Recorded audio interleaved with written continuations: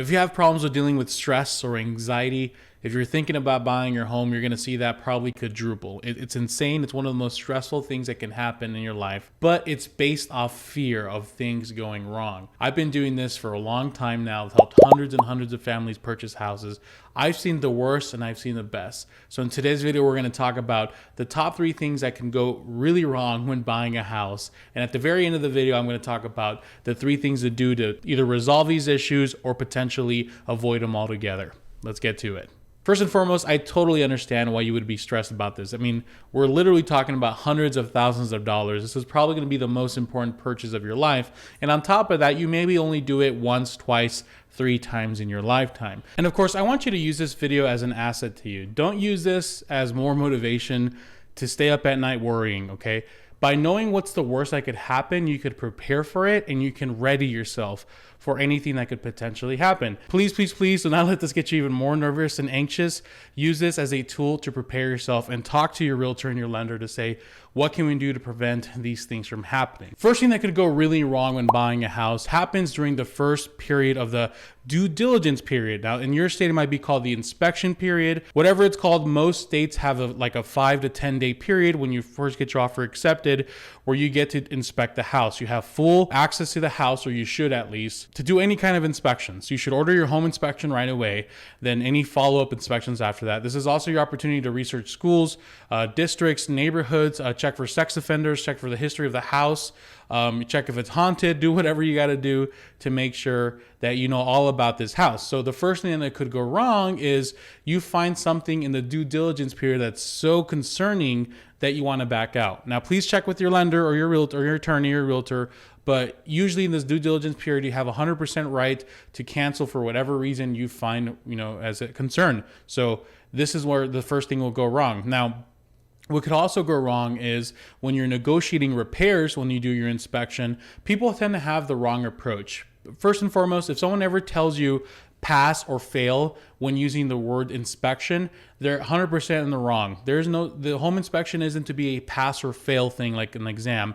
It's there to educate you on what you're getting into. Now, if there are some things in this house that concern you and you want corrected before you move, then you ask for repairs. So in addition to what could go wrong in the first place, which is the inspection being terrible that you want to cancel, the second thing that could go wrong when buying a house is the appraisal. So if you're getting a loan on the property, you probably have what's called an appraisal contingency, meaning that you have to get an appraisal done on the property because you're getting a loan. And if the appraisal were to come in lower than the price that you offered, that appraisal contingency will kick in and it'll give you, at least in Arizona, 5 days to renegotiate with the seller for new terms. If the seller is unable to reduce the price to the new appraised value and you're not able to come to terms, you can back out and get your deposit back. Yes, it's very heartbreaking because it is a terrible thing, but at least you get to walk away with your deposit in hand. This tends to be the biggest thing people worry about the most. And frankly, it's probably the number one thing I worry about the most,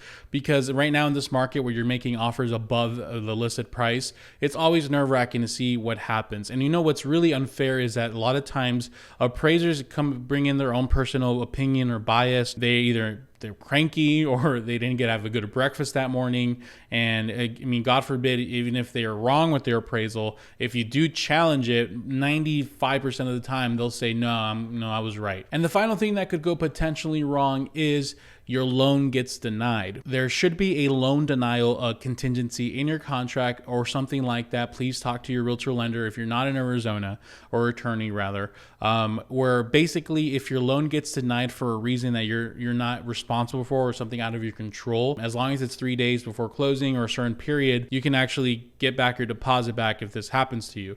So loan denial is probably the worst thing that could happen because everything at this point has been solved. The inspection is great. The appraisal is great. Initially at the beginning, the lender said that you were good, but when it came time to the actual approval of the loan, which by the way, they don't approve you for the loan until you're way into deep in escrow, what you do beforehand is you pre-qualify for a house. A lot of people like to use the term pre-approve, like, oh, I'm a pre-approved buyer. No, there's no such thing as a pre-approval. Sure, you can get certain DU, desktop underwriting, and certain things that approve you before, but it's not, you won't really know if you're approved until you actually have the house, if that makes sense. But anyways, when this happened, it's so heartbreaking because for some reason, either they discovered something about your financial situation that you were not being completely honest about, or maybe there was some change in the guidelines, or maybe the lender didn't do a good job really collecting all the information.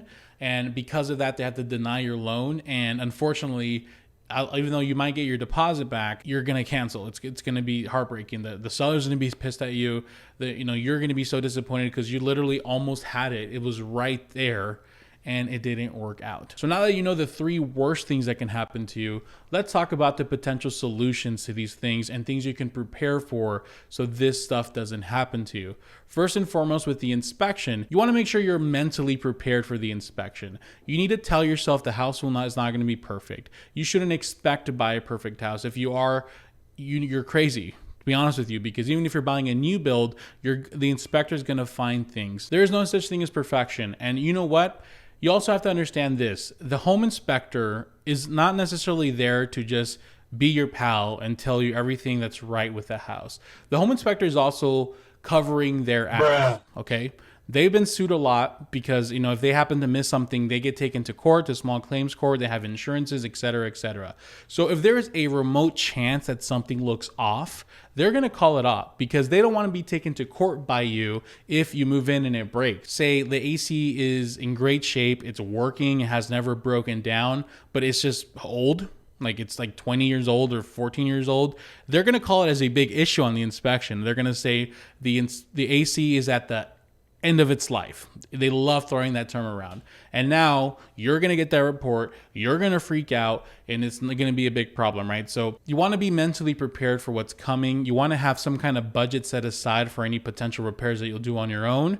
And at the end of the day, guys, having the ability to walk away is very powerful as well. If you have some non-negotiables like, hey, I need the roof to be in good shape and I don't want to deal with a house with a bad roof, then have that non-negotiable. As soon as you see that, ask for the repair on the roof or a new roof. And if they say no, have the ability to walk away. The second thing being the low appraisal. Now, something you can prepare, and also, I guess in one way, it's a solution for this, is having a conversation with your real estate agent ahead of time, right?